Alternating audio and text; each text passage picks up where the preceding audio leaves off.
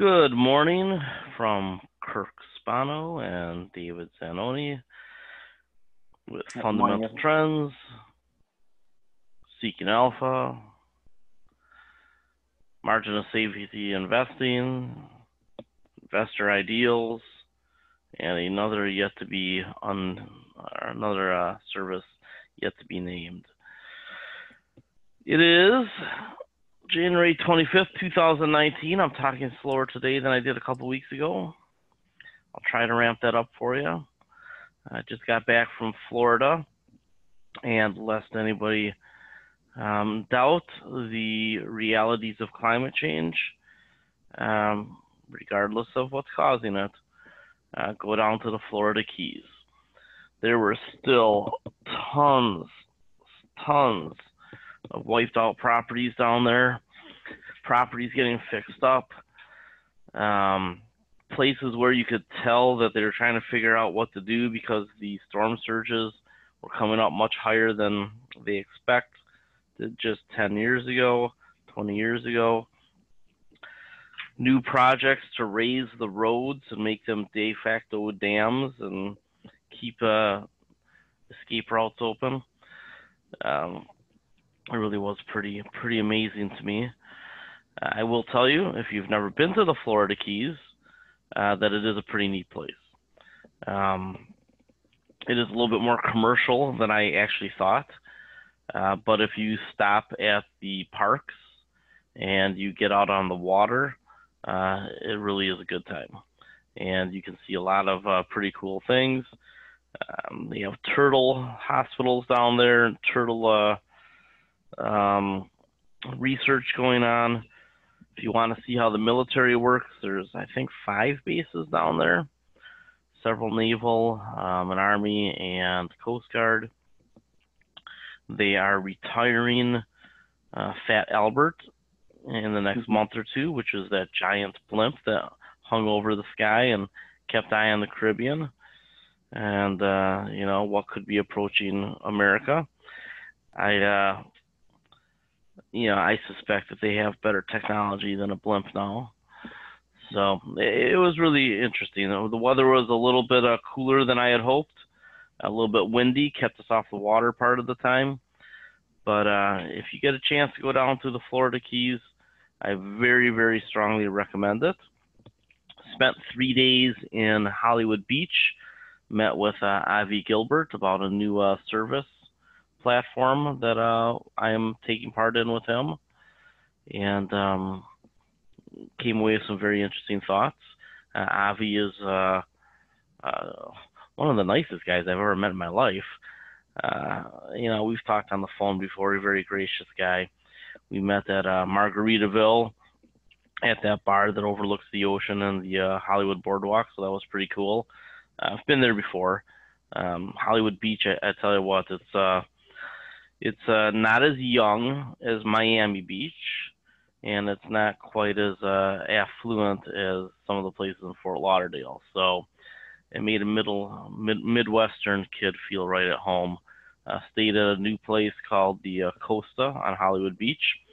It was very nice. I'm actually kicking around buying a condo down in Florida somewhere. This property looks like it's built to last. So we'll see. Hollywood Beach is undergoing a pretty big renovation, about $14 million. And a lot of people have bought up the buildings and are rehabbing them. So, it'd become drabby down there. Last time I had been there was 10 years ago. And now 10 years later, it is much nicer. So Hollywood Beach, I'd recommend. My girlfriend and I eat seafood every day, usually twice. Because now we are back in the land of bratwurst and cheese. But I'll tell you what, I'm going to throw one shout out, and there are a lot of good places. But if you're on Hollywood Beach, you know how in the dime stores there used to be a counter at the back where you could go get some eggs and a sandwich or something? Mm-hmm.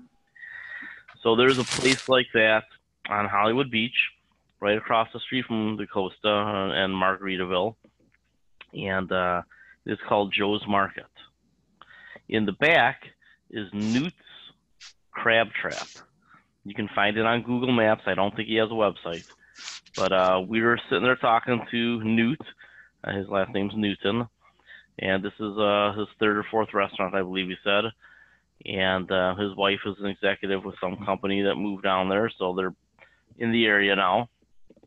So he decided to open a little place, and I would recommend Newt's Crab Trap for, and I'll throw a picture in one of the articles, but for $45, we basically got a great big mixing bowl full of blue crab, stone crab, lobster tail, and shrimp. Wow, sounds great. Yeah, so well, he cooked it in front of us and talked to us, while he was letting it cook, and it was really a pretty great experience. Of all the little places that you'd find, it was awesome. We ate the night or 2 nights before at Billy's Stone Crab on Hollywood Beach, and it was awesome, but it was $300, for two people to have an equivalent meal. So $300 and one of the best waiters I've ever had in my life, versus $45 and get to talk to the owner and where he's come from, Louisiana guy, spent some time, lots of time on the Gulf Coast. He gets up, this guy Newt, gets up every morning, goes out and checks his traps and fishes, and then he serves whatever he caught until he's done for the day. So he goes, yeah, one of the best days was somebody walked in at 10 o'clock and says, what do you have today? And he told her, and she goes, well, buy it all. Just start making it. And he's like, all right, I get to go out and hang out today. And he's done. Yeah. He made it and he's out. So I do recommend getting there for lunch, because I'm not sure how often he's actually open past 6 or 7 o'clock at night. But it was pretty cool. So lunch or early dinner, Newt's Crab Trap, that is my one ringing endorsement from the trip. I will say almost nothing was bad. I mean, everything was great in Florida. Really was a good time, and I'm back in Wisconsin now, and it is 10 degrees. So that is why I've slowed down, because my blood is starting to thicken up again. But anyway, let's talk about the news of the day. And Fed officials weigh earlier than expected end to bond portfolio runoff. So I have been talking about the quantitative tightening for a long time. Way back in April, I said, the Fed is making two huge mistakes. And one of them was the quantitative tightening. So, I went through a review of the financial crisis, and I'll tell you, if you haven't read this article, this one was actually an editor's choice. I will put it in the chat room. I'll put the link in there so everybody can, jump to it. But I think that this article is a pretty important one, because it'll give you a really good understanding of what the Fed is doing and what my objection to it was. And it had to do with the slow growth forever economy. I go through this quite often, that the overhang from, and I think I talk about it here, the mission statement of the firm, the overhang from demographics, climate change, global debt, technological change, and I should probably call it technological transition. My word editor would get mad at me for using the same word twice in a sentence. Technological transition and geopolitical challenges have created the slow growth forever global economy. And because of that, the Fed is going to have to remain relatively loose for a pretty long time, right? Because demographics can't be changed quickly.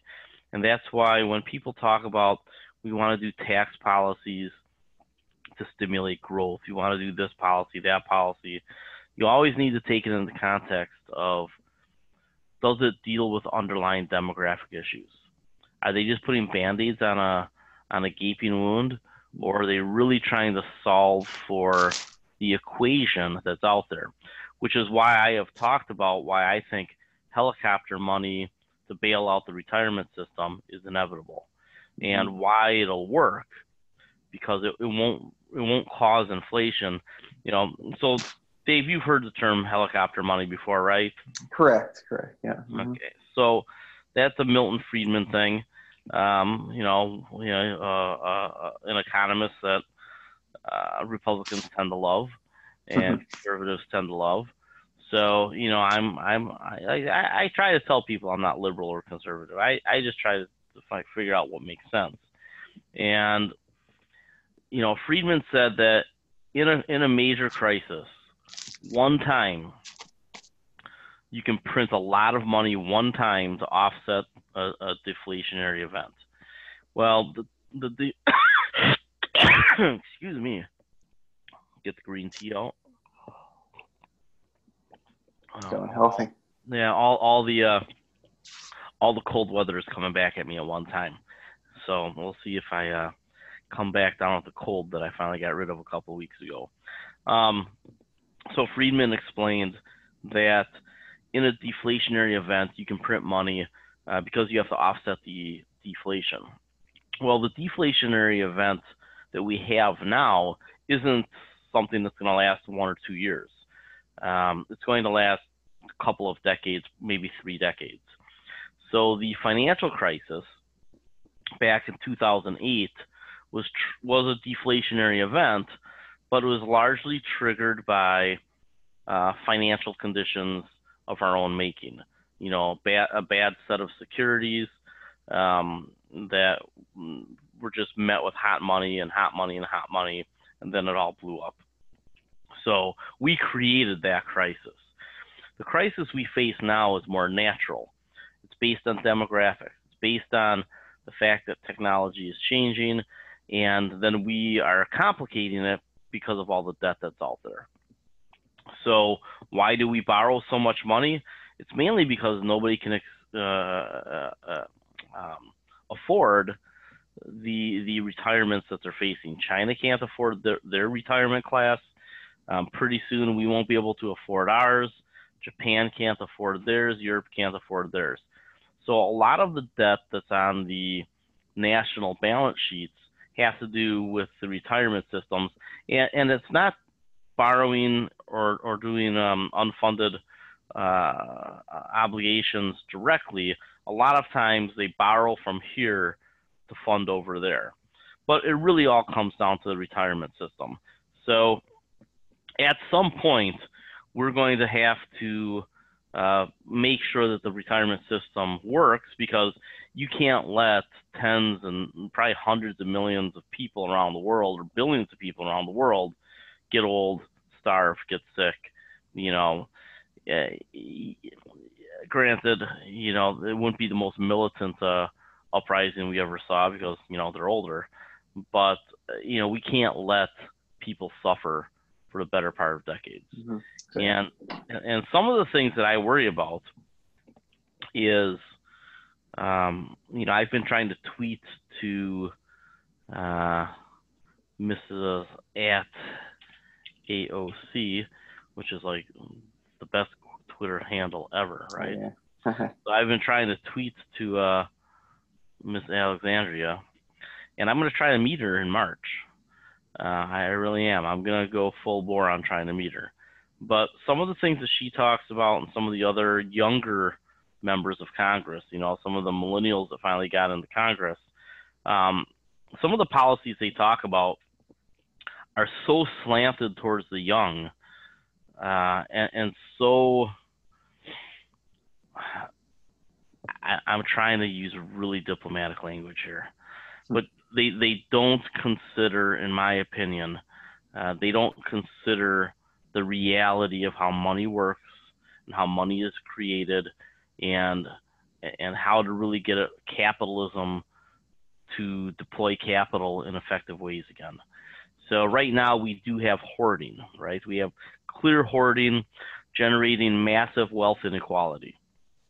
And again, I don't manage money for many, 1/3 percenters, two I do. I have two clients who are 8-figure net worth, but everybody else is 6 or 7, 5, 6 or 7 figure net worth. and they're trying to make sure that they can retire at some point, that they have the financial freedom and the security to make it in what will probably be an awful lot of people living to be 100, but only working until they're around 70. Mm-hmm. So, how do you pay for 30 years of retirement?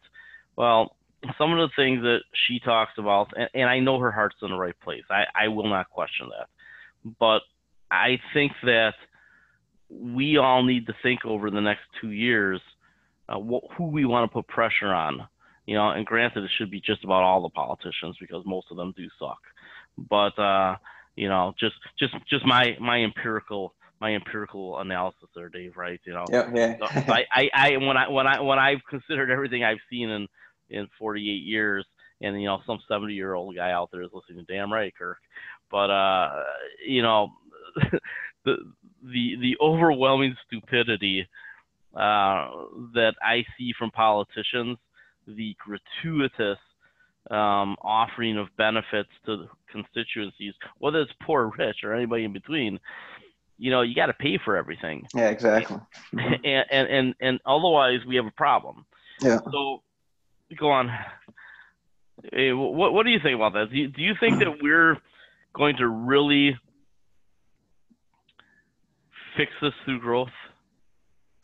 Yeah, I mean, I think it's a challenge, definitely. But I think what AOC is trying to do, I think, she's asking for a lot, and probably thinking that she's not going to get all of it. Maybe she's wants to raise taxes on the rich by a certain percentage, knowing she's not going to get 70%. I mean, I think you can raise it a little bit. I know that it even happened during the Reagan years. So there's probably a little bit of room, but 70% is not going to work. It's probably not going to pass, of course. And would that really be good for the economy? Because these people are pretty smart people for the most part. And do you want their money just going to the government, or do you want it to be going to investments where they're going to create jobs and really stimulate the economy that way? So the reason I talk about capitalism and politics on a fairly regular basis is, one, it's part of our analysis. And while it doesn't help us with today's trade all the time, it can help us have perspective to what's coming. And we need to keep an eye on this. So if on Twitter, if you use it, if you go ahead and check out at AOC and then at Kirk Spano, and then hit search, you can see the things that I've said to her, right? Mm-hmm. So this guy says, did QE really crush productive corporate growth? I think largely we have seen that QE was effective at bailing out the system, but it wasn't the most effective at deploying capital in the most efficient manners. I know that sounds like wonk speak, but basically we needed QE to save us from a depression, but we could have used it better. Is that an easier way to understand that? Yeah. So the next time that we do a bailout, I do think it needs to be of the retirement system, because any printing of trillions of dollars, and I think we need to print 30 to 40 trillion, and I've been through that math before, but I do think that it needs to go into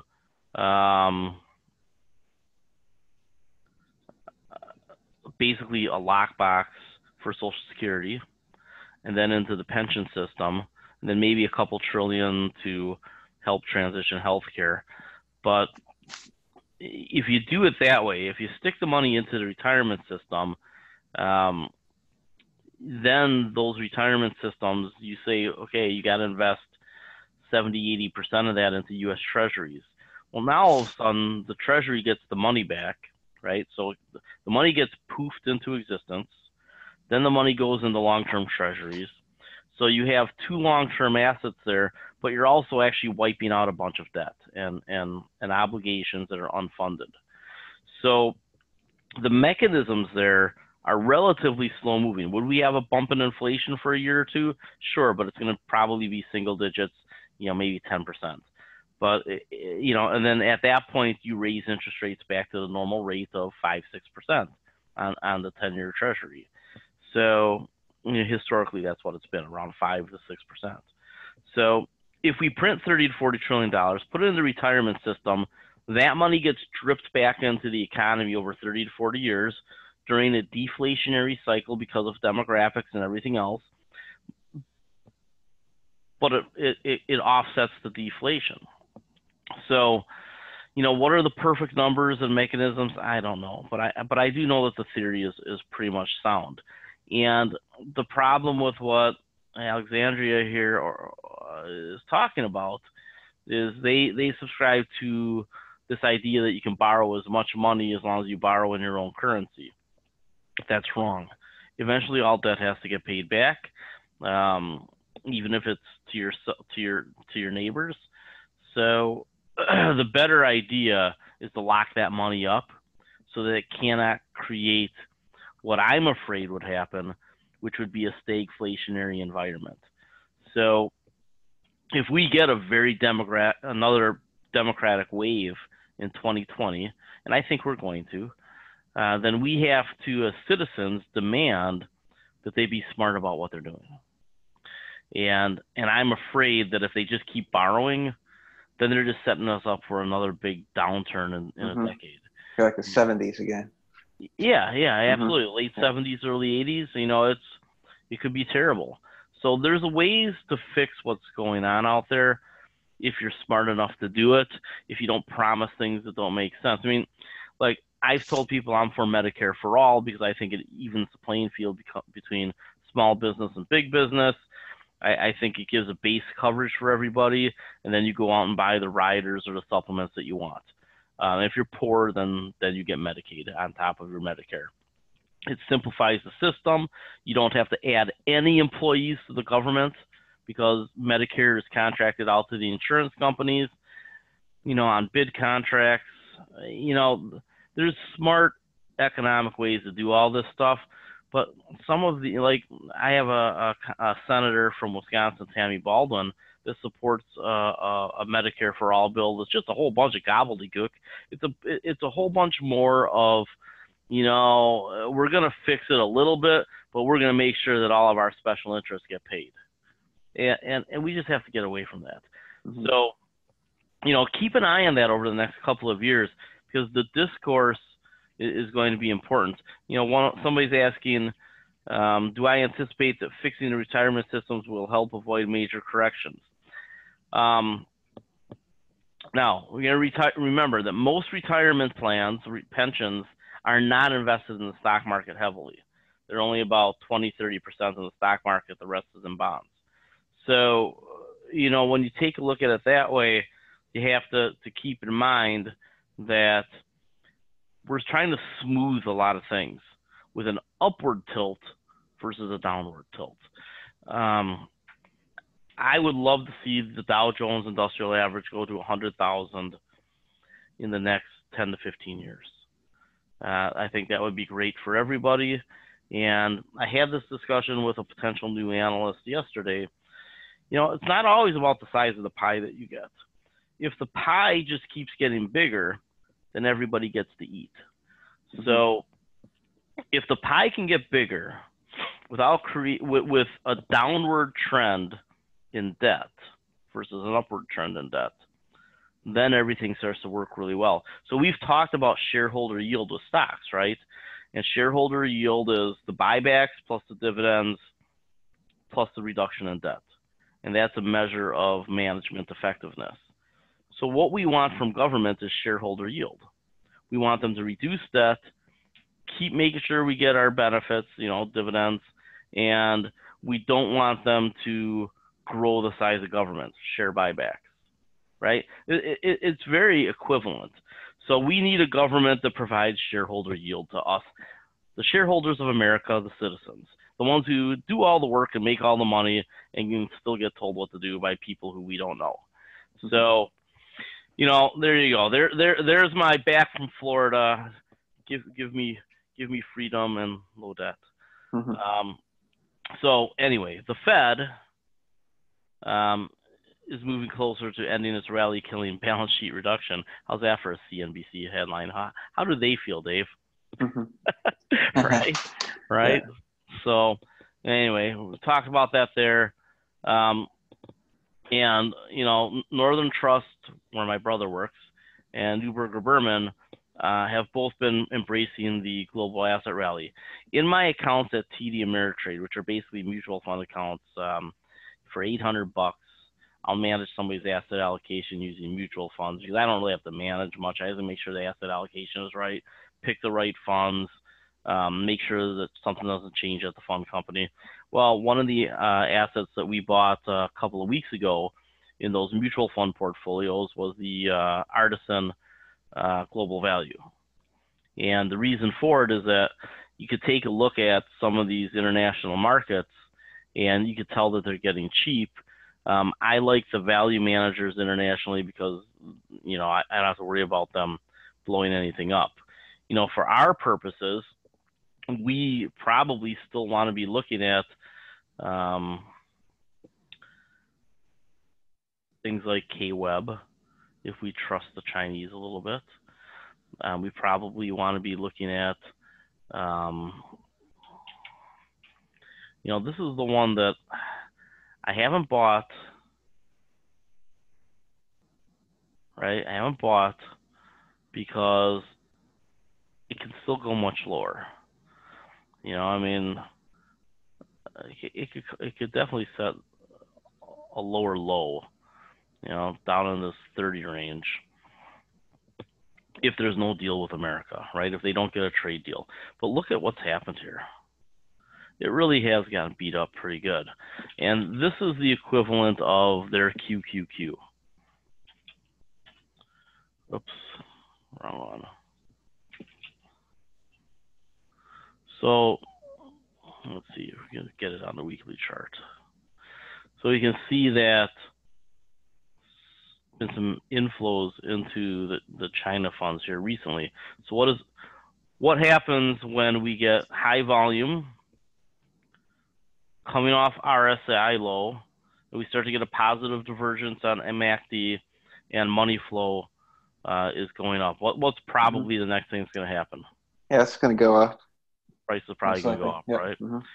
So we'd have to be afraid of this turning over if there's no trade deal. I've been waiting on buying this.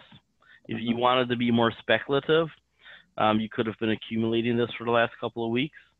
In hindsight, this looks like a pretty good buy spot, right? I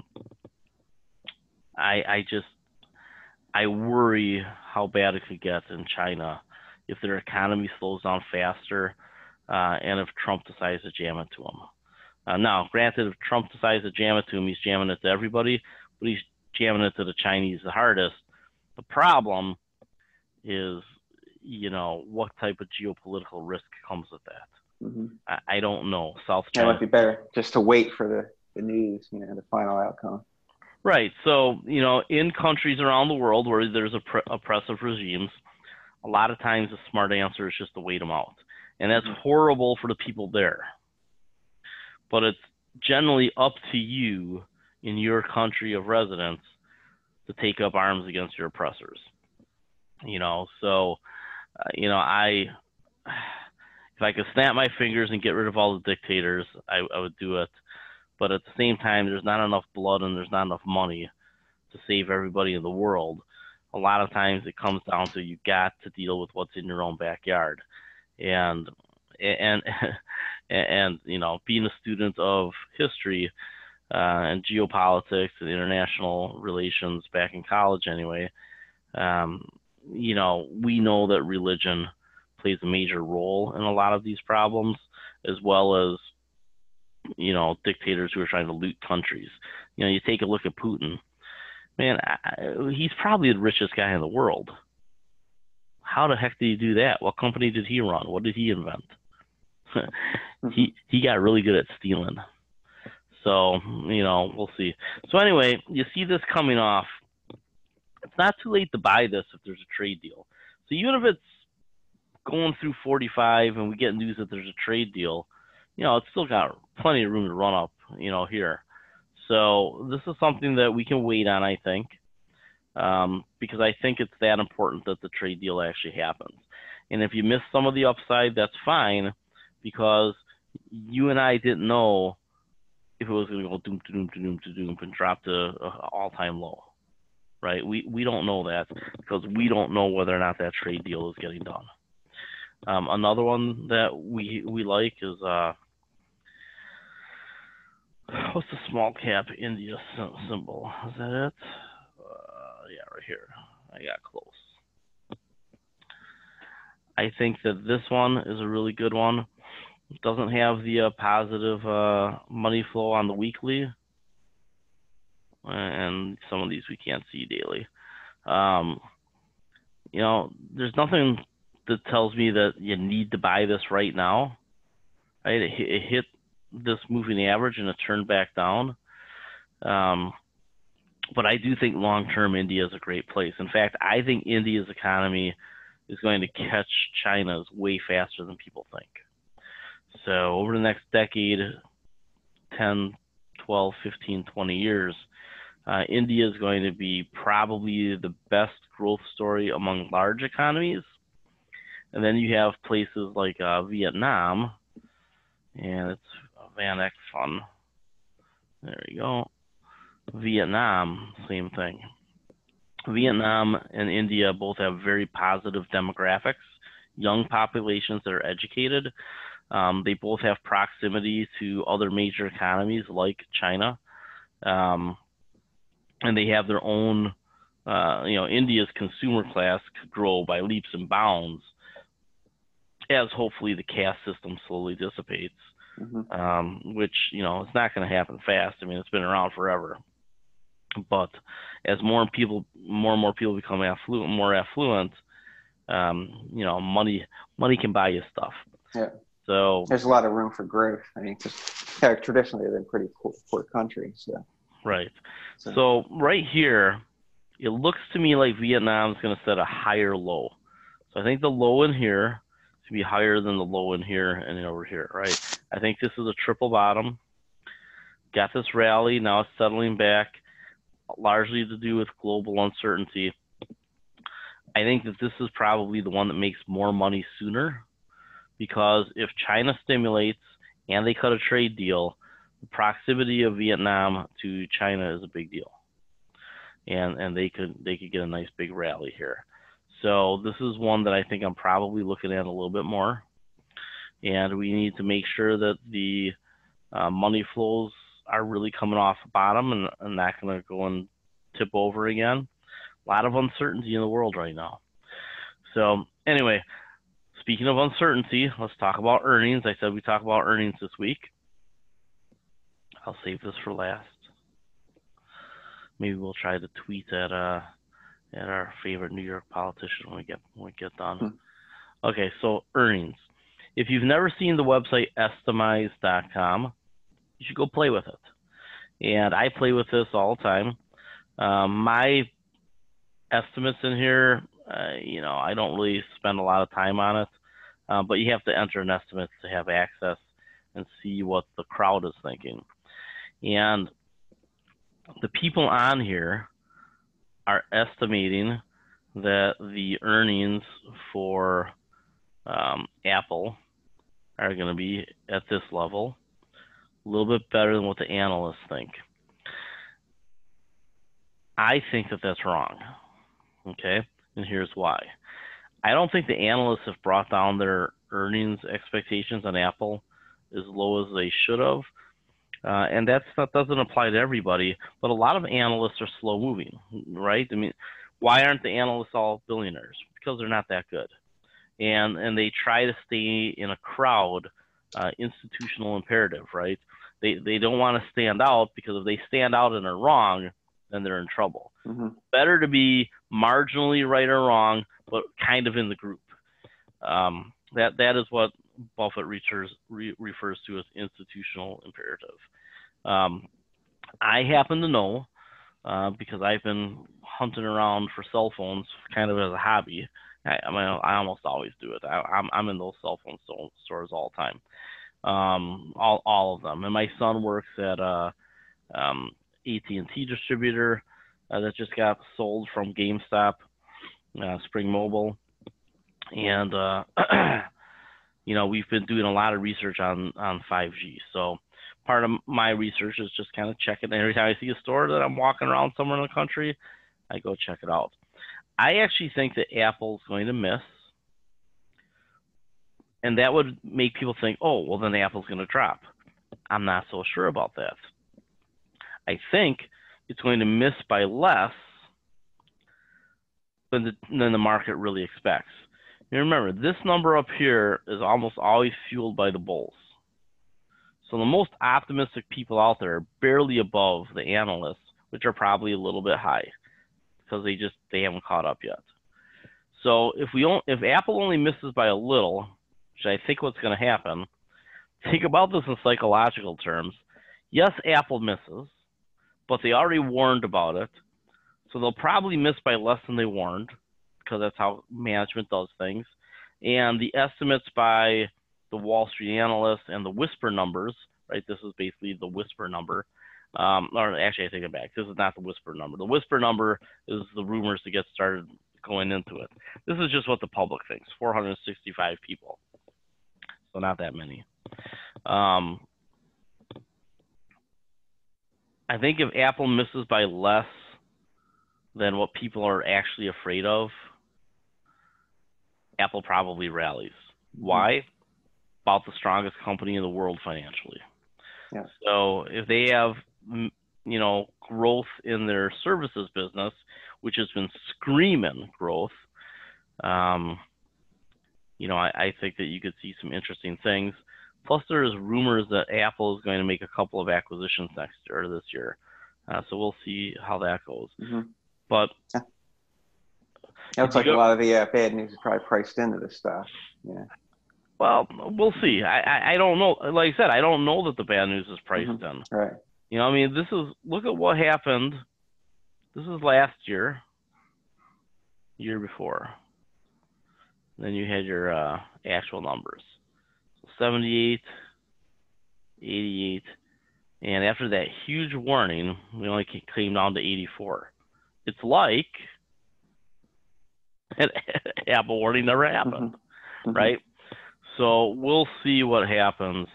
But I think most of the Apple bad news is factored in.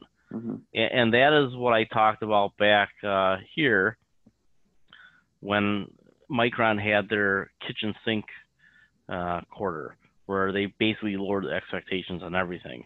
And I said Micron just lowered the bar, and I said, the price should head down to about 30 and then start to rebound. Well, what has happened? Just that. It is. I think it bottomed at 30.50 or something. So it bottomed here. Got down to 28 and change. 28.39 was the low, and now it's starting to come off. It hit this level, started to come off. Money flow turned up. We're at the very beginning of a positive divergence in the MACD. And it's coming off of oversold. Now, does that mean that it can't take a little downturn here? I think it could, and here's why. We know that the buyback blackout starts about now. So for next 2 weeks, it actually started probably a week ago, but for the next 2-3 weeks, buybacks are not going to be pushing the market up. Retirement plan money is still coming in to offset the lack of buybacks. So I don't see a big correction here, but I think over the next week or two, you could see a little bit of a pullback, and this is going to be a chance in the next couple of weeks to sell puts or to maybe expand your equity, positions again a little bit. So keep these charts in mind, what's going on here, time frames with earnings, time frames with buybacks, got retirement plan money coming into the market. There's no more hedge fund selling, right? That missing money article is important to think about all this. And you're going to have hedge fund money coming back into the market end of the first quarter, second quarter. So where does it go? Does it establish long positions? It seems to establish long positions right off the bat. Everybody wants to hear about a bull market. unless you're getting into a bear fund. And I just think that for any prolonged period of time, bears are gonna have a hard time. If they can call what happened in December, Q4 in December, and then trade it right? Because remember, I called it, I traded it badly. I closed my short positions way too quick. I spent my cash way too quick. Um, so I called the pullback, and it went way further than I thought. I thought I was going to hit this line. I thought it was going to hit 200-day, 50-day moving averages. Did not think it was going to go all the way down here, right? So on SPY,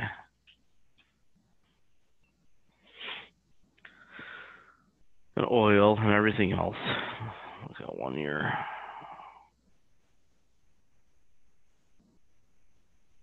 Oops, daily. Right? Back in September, I was telling people, sell up here. August and September, I'm telling people, sell. Great call, right? Mm-hmm. Whoops. Close my shorts. Start to buy. Jitterbug, kick me in the butt. Mm-hmm. Now, we're almost back. Most people should be just closing it uneven right now. Need this to pretty much get to here. That I think everybody would be back in the black. So if we get another 5% rally, but it might not happen rally. I might get some more jitterbug before we rally again. But this talk here is a big deal. If the Fed suddenly is no longer tightening, or they announce next week, hey, we're going to dial back the quantitative tightening to 20 or 30 billion a month instead of 50 billion. They can still tighten because it still shrinks their balance sheet, makes everybody who thinks the balance sheet needs to be shrunk happy, except the people who think it should be done faster because they want to short the market. A lot of people talk about needing the balance sheet of the Fed to be smaller, mainly because they know what the consequences are and they want to have a short trade. Mm-hmm. They're trading their book, they're talking their book, and so always be afraid of people talking their book. I'm just trying to follow the money. So when you take a look at Estimize, take a look at Amazon, I think that the market is going to miss on this one. I think the analysts are low. I think that Amazon's going to beat. So if you weren't buying Amazon on this correction in the last month or two, I think you're going to be unhappy because Amazon's going to probably roar. They don't have half the regulatory problems that Facebook has, which I don't like. I don't like Facebook, and I don't like Netflix either because of all the competition coming. But Amazon, they're still leagues ahead of Walmart or Google on this sort of thing. So we'll see. And even Shopify is not really nipping at their heels too much anymore. There was just this big investment somebody just made into eBay. They want to clean up eBay. I think that actually has some potential. Mm-hmm. But I think that Amazon is just so far ahead that it's going to take a long time for anybody to catch them or put a serious threat into them. And with them adding more entertainment and with them probably spinning off their web services eventually, there's just a lot of good times for Amazon ahead. Could they be beat the heck in 10 or 20 years? Sure. But for the next 5 to 10 years, I think I love me some Amazon, and I probably longer. As they get to the top of their S curve, then we have to get rid of them. But they're not close to the top of their S curve yet. They have another 5 to 10 years of pretty darn good growth left. Google, baby Google's not sexy lately, but at some point they're going to do something sexy. I don't worry about that. First Solar has been rallying. I think it might be a little bit ahead of itself. If you bought it down in the 30s or 40ish, and you want to sell some cash secured, cash covered calls on part of your position, I don't think that's a bad idea. PayPal, Dave wrote about this Was it this week or last week? It was this Last week. week. Yeah. Last week? Well, it went up last Friday on the public site. Okay. So, Dave was talking about this, and I had him take a look at that blockchain that PayPal is working on, because I know that it's kind of a moonshot thing for them. If they can get more into financial services with the institutions, that's a gold mine that nobody expects. Definitely. So I think that you're probably going to see them do pretty well. I don't think Square is the big deal that everybody thinks it is. I think that Square is overvalued. I think that PayPal is undervalued. I think PayPal takes from everybody else. Everything that PayPal is getting into, I think that they're going to probably be a winner. So, they have scale. They're global. I use them for my website. I know how they function. I've compared them directly to Stripe. So Square has some things out there that make people think they're going to be a big deal, but we'll see. I think they could both be winners too. They could, I mean, yeah, absolutely. It could be like a Visa MasterCard situation, right? But I would put it more likely that PayPal is Visa and Square is MasterCard. That would be my guess. So, take a look at these estimates to try to figure out psychology. Granted, only 68 estimates, so the public estimates are not that important. There's not a lot of people doing them.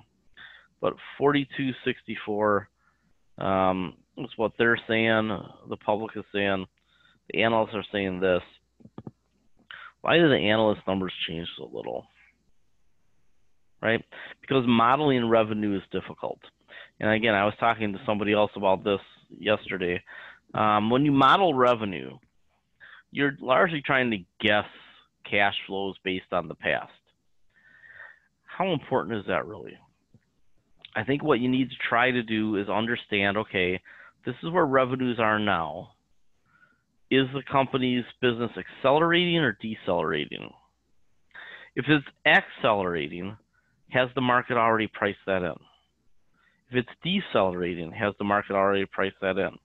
And what you're trying to figure out is, if the company is likely to be more successful than the market thinks,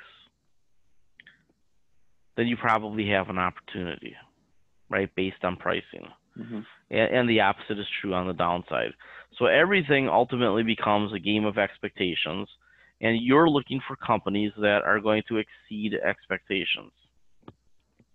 Because in a market, you're going to get quite a bit of rationality, although you're going to have fits of irrationality.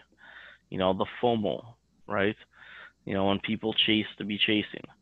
So with that in mind, let's talk about oil before we close the door today.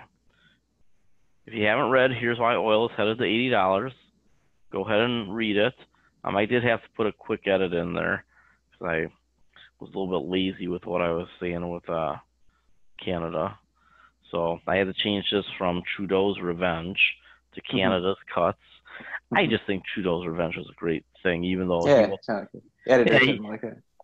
wasn't really the one that implemented the cuts in Canada, right? So what's going on in Canada is they're basically shrinking their inventory, and the spread between WTI and Canadian crude, even a week and a half ago, just look like since the announcement, that spread has shrunk dramatically. So I think the spread between Brent WTI and Canadian crude and Brent Canadian crude and WTI has shrunk.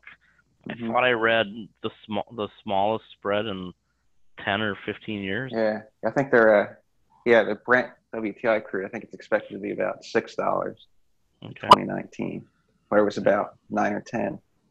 Okay. Recently. So that's a big deal. And I think that, I'm not excited about Canadian companies in general, but we do own some in Canada that's kind of Canadian still. But one of the things I talked about is that shale production will be flat in the first half of 2019. Well, what have you seen in the headlines from the Wall Street Journal and now from Davos? They've talked about cutting their production. And we know that the debt issuing to oil companies, I think, was zero last month. So in November and December, I think there was zero debt issued to oil companies, oil drillers. Think about that. Mm-hmm. So the financial industry is doing what I said they would do, which is they're insisting that companies have to produce out of free cash flow. Now, will these companies get some refinancing if they're profitable? Yes. But you better be in companies with good rock, right? We've heard me say this before, Mm-hmm. and good balance sheets. Essentially, and this is an important point, oil companies, because oil is no longer forever, have to get to a point soon where they are debt free. Because when the oil demand starts to fall in the 2030s, the Saudi Arabians are going to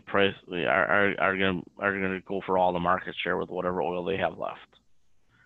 So these companies have about a 10-year horizon to wipe out their debt and return a lot of money to shareholders. They're probably mostly going to fail, even the good ones, especially the giant ones like Exxon and Chevron. They're screwed. They have to do divestitures, and they have to do spin-offs of the refineries, their pipelines. They're gonna have to spin all this stuff off to save parts, right? They're gonna cut off arms to save the body, or maybe all the arms survive and the body dies. I don't know. Depends how they do it. It'll be like Sears, basically. It's gonna be worse than that. Yeah, Sears was just a company that was badly managed. I actually think Google should buy Sears. Think about that. That's an interesting one. Yeah, $5 billion. Why wouldn't Google spend $5 billion to buy Sears and get all those distribution centers / stores across the country and just keep the profitable ones and the big ones? And now all of a sudden Google could go head to head with Amazon and Home Depot and Best Buy. That's an interesting take. Probably turn that into a baby Google, right? Why doesn't Google buy Sears and then spin it off? Well, I don't know. So we'll see. Eddie Lampert. If Eddie Lampert gets control of Sears, he's just gonna, he'll just destroy it even more. Right. So in any case, and so what's happened since this article? Which was right. January 15th. And so the reaction I'm going to get from somebody is, yeah, well, you said this oil is going to 80 and it dropped down to 50 for a while, or 45 for a while. You know what? We're going to call this oil interruptus. This correction in the fourth quarter was a perfect storm. It is not indicative of fundamentals, and it's just something that happened. It's like when your kid knocks on the door and you're in bed with your wife, right? You're like, oh, all right, will he stop knocking? And what's happening right now is the knocking has stopped. The oil rally is going to continue, and it's going to happen. It's going to continue for a while, but every now and then there's going to be knocking. Hey, Dad, what are you doing in there? Right? I'm wrestling with your mother.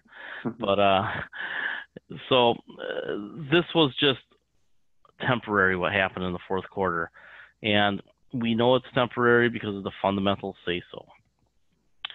But the technicals and the crowd sentiment, we have to be aware of that.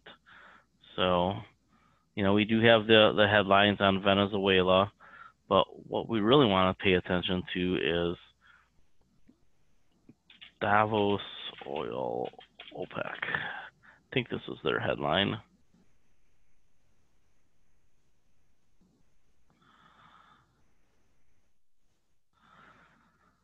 I don't know if this is the right one, But there's might be on Bloomberg. I might have it up here somewhere. No, that was just entertainment. In any case, there's a headline out there that talks about the U.S. Drillers saying that they're going to cut back, and we already know the financiers are talking about it. So here's XOP, which is one of our big holdings. December 24th was the bottom. We talked about this last week. Money flow price, positive divergence, and we were going to trim, and then we got good news. So if you trimmed a little, that's fine, but figure out a way to reestablish on any of the pullbacks. Right? The news changes quick, so you don't want to screw around with every little move. But it did look like this was coming down, right? That looked like it was turning over, and it looked like it was stalling out, and then it didn't. We got a rally, and up 1.67% today. What if this breaks all the way back up to 38? You don't want to screw around too much with your calls if you still have time value left on them. So take a look at the companies. Antero is starting to take off. And I've seen this before in the industry where an institution sells out. This is an institution selling out right here. It took them a little while to do it. This is a very unique opportunity. I think Antero is an incredible bargain right now, and I think you might just be starting to see it. So I think around $10 a share, $11 a share, $12 a share. If you don't own Antero, you should be getting it. If you want to average down, I think this is finally the time to do it. So go ahead and do that. Devon Energy, we established a position a few weeks ago, so it looks like we caught the bottom on that one. And this one could run all the way back up to mid-30s pretty easy. Again, look at the money flow. And there will be a pullback, and you buy the pullback. Okay, so keep an eye on this chart. And if you have any charting capability at all, and I'm sure you do if you have an online brokerage, just always take a look at these. This is a very simple chart to follow, right? When you see this extreme money flow down, and you don't think there's a bankruptcy level event going on, you buy down here. This is your pivot point. Encana, same thing, right? And Encana, I still think is a huge buyout target. I still think Encana sets new highs. I think goes into the 20s. Yep. I think it's bought right up here. Yeah, they've got the Newfield acquisition. I don't think it's really priced in. No, well, and they're gonna and they have assets they can sell yet. Right. Then Occidental, if you need a substitute holding for Exxon and Chevron, this is the one. As you can hear, I have a land shark in the house, Chihuahua, Jack Russell Terrier mix, and if he doesn't know you, he's gonna let you know. So we got this rebound off the bottom, kind of jitterbugging here.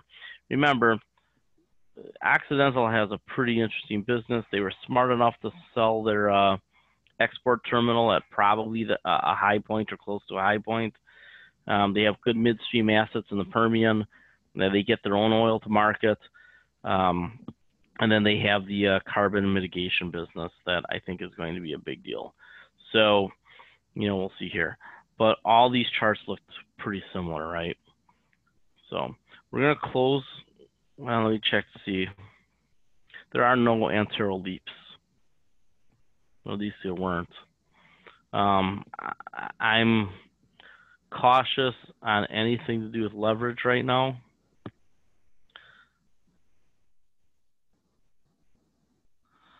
Does Antero have leaps or just calls? Somebody was asking about leaps. Did they push them out? Oh yeah, they do have leaps now. Interesting. Let me study up on that. All right, they didn't have leaps. They must have just done this recently. I would have been looking at it this weekend anyway, because I'd like to figure out a way to dollar cost average down on Antero. Let's see here.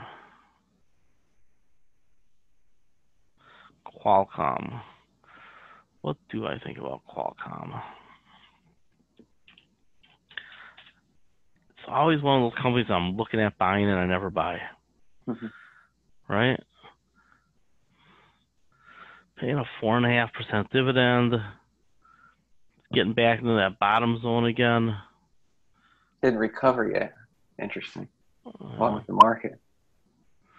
Yeah. You know, I think there's a lot of reading that goes into Qualcomm. And I haven't put a week into reading about this company and making phone calls. I think if you want to invest in Qualcomm, you really have to dissect the business and you have to understand what those patents are really worth. And I'm not sure about that. So, you know, they might have a Pyrrhic victory against Apple if Apple's no longer a customer, right? So just be careful. I don't know if this can go down to here. I don't know. So like I said, I'm chronically looking at it. I haven't gotten technical signals, and even I don't completely understand the what the real value of their patent portfolio is. Right? People talk about that patent portfolio all the time, and it's an awesome patent portfolio. But you know, what is it really worth? Yeah. You know, that I think that's what we should be looking at. So it's no kind big of scary that it's making another lower low, you know. Yeah. So look at the money flow on the weekly chart. Not good, right? Money's been coming out of the stock the entire time. Now this is pretty extremely down. So I think we want to keep an eye on these money flows to see if somebody starts to accumulate, and it doesn't really look like that's happened yet. So, you know, go back and forth between daily and weekly, right? Because daily is the last 20 days measurement, weekly is last 20 weeks. So when the weekly starts to turn up, that means there's something pretty powerful pulling on it. So let's just keep an eye on that. I don't think I'd buy it yet. In the meantime, the fundamental research, we have to figure out if there's really value here right now, or is it still overvalued? I don't know the answer, so I stay away. The last one we're going to finish up with is Micron. I kind of talked about it earlier, that they set their bar real low.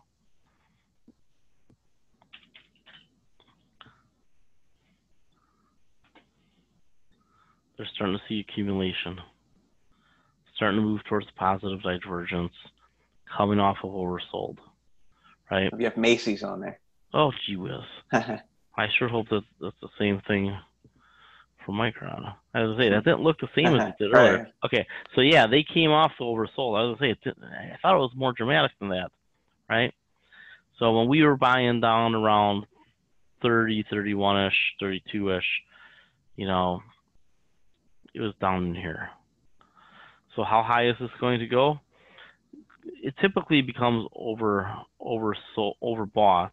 on big rallies. So the last time it happened was in June, it looks like. So could it happen again going into the summer again? I think it could. Will it get all the way up into the middle 40s? Can it get up into this range? I think it could. Yeah, I think these middle 40s are probably a place to get to. Longer term, I think that I think it's $100 stock longer term, 2, 3, 4 years out. And again, you have to factor in, well, are we going to ruin the economy? But we're seeing the Fed back off. We'll see if Trump just takes the best case, you know, the best he can get deal with China. You know, that is the thing that scares me right now. The Fed is adjusting. Will Trump and Lighthouser and Miller and those guys adjust? Will they just take the best deal they can get from China, knowing that they can't truly change their behavior? Or do they not know that, right? It concerns me that they might not actually know that changing China's behavior is an internal thing for them. We're not going to force too much on them. But if we can get them to buy a bunch of natural gas and commodities like they've been talking about, right? They they floated an idea that they'd eliminate the trade deficit within 6 years just by buying a ton of our stuff. And granted, that's two-faced, because they just want the pressure off. Because on a lot of the a lot of the bigger issues, security issues, theft issues, they're making minor improvements, but they're not coming all the way to where we want. And I don't think it's reasonable to expect them to come all the way, is my point. I think that what we want and what they're willing to do are vastly different. And we have to say, okay, do we take the sale and do we take small progress and then live, to butt heads with them another day? I think that's what we should do, but I don't know that will happen. So I'm still kind of cautious here. But Micron is pretty exciting to me, because with the oligopoly in place, they can adjust the DRAM production pretty quickly. That market doesn't have a lot of inventory in it, so there's not a lot of inventory cycle left. I'd say by second half of the year. Micron said it'll all shake out by the second half of the year. I believe them. I think they're spot on that. So Nvidia keeps chopping along, and I think that we really need to start thinking hard about buying Nvidia. Here's why: Silicon Valley, everybody out there is developing on Nvidia, so there really isn't a big competitor for them. This gap's going to get closed at some point. So what was the price here? 200. The stock's going back to 200. When? I don't know. Sometime this year is my guess. So I would think that we probably want to start buying these dips. Can it get all the way back down to 125? Maybe. But the retrace here, if you're using Fibonacci, probably about halfway. So 130s, maybe 140. But look, money flow's going up. Positive divergence, rising. So this little pullback, we get some jitterbugging here in the next couple of weeks. I think it's probably time to nibble in. All right, I think I'm going to look and see if anybody else has a question. No? Somebody wants to take a look at Pioneer? Sure, we can look at Pioneer.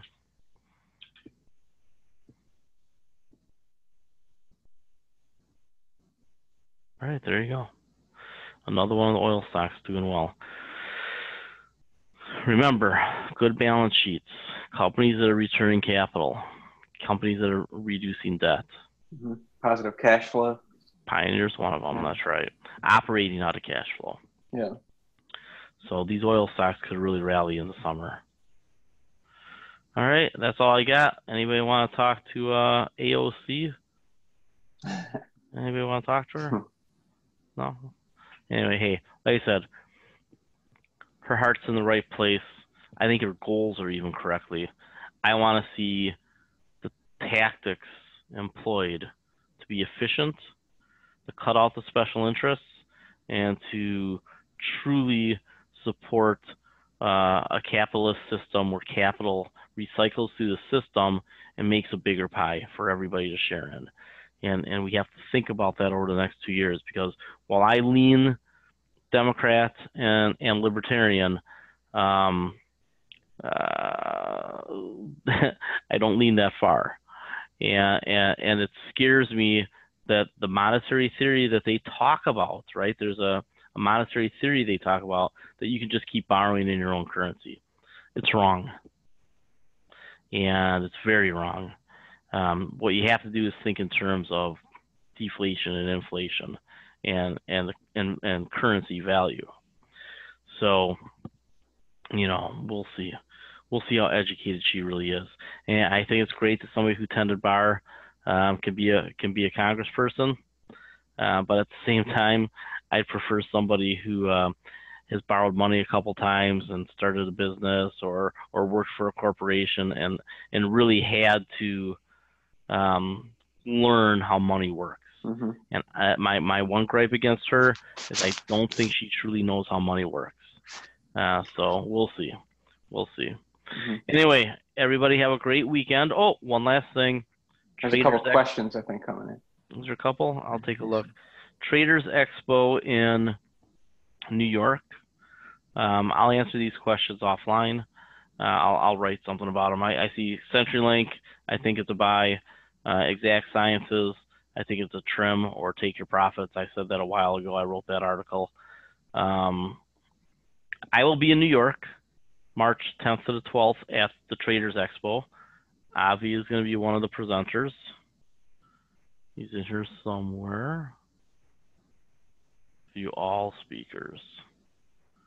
Oh, anyway, I'm going to put a schedule of where I will be and when I will be there. Where is he? Okay, right there. Yeah. Oh, there he is. And I will tell everybody, just because I like to tease people that I know, Avi doesn't look like this anymore so much. Mm-hmm. This is Avi a few years ago. So my picture is also me a few years ago. My face looks the same. I'm just rounder now. Mm-hmm. So I'm going to try to fix that by March, at least part of it. So who do I know on here? Who have I talked to in the past? This guy, her, him. We all know the Jerian from TV. Oh, yeah. But anyway, if you are going to be in New York, March 10th to 12th, and I encourage you to come because this is free. Then stay at a hotel in the Times Square, between Times Square and Central Park. That's where you want to be. I'm staying at. I didn't go to this hotel. What hotel did I go to? Windmer. I think that's what it was. Let's find out here. I told my girlfriend. The Warwick. I'm staying at the Warwick, which is across the street from the Hilton. The Hilton's hotel rooms are about $300 a night. Across the street at Warwick, they're about $200. And from what I can tell, there's no difference in quality. Mm-hmm. So you know, sounds like a bargain for that area there. Yeah, no. There's actually a lot of hotels in that 150 to 200 range. I think it's just time of year. You know, people leave New York to go to spring training. So right. from New York, I will be flying to Phoenix for several days of spring training and hanging out with my nephew. And then I'm going out to Albuquerque, unless my clients out there don't have time for me. So New York, Phoenix, and Albuquerque in March. If you're in any of those places, let me know, and we'll set up a get-together. All right, have a great weekend. I hope that you're warm where you are. It's freezing in Wisconsin. Take care, everybody. Yeah, me too. Have a good weekend.